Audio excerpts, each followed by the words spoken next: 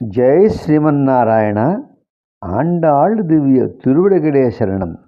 ఈరోజు తిరుప్పావైలో 22వ పాసురం.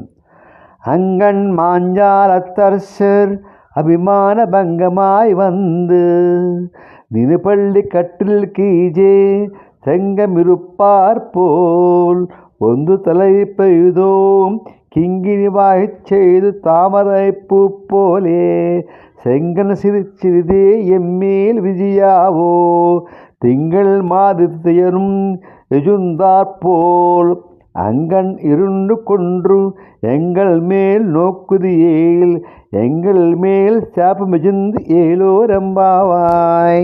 పాసురం యొక్క భావం: ఓ పరమాత్మ, విశాలమైన ఈ భూమండలాన్ని పాలించే రాజులు తమ అహంకారాన్ని వదిలి నీ సింహాసనము కింద గుంపులు గుంపులుగా వచ్చి చేరినట్లు మేము కూడా మా అహంకారాన్ని వీడి నిన్ను ఆశ్రయించి వచ్చాము.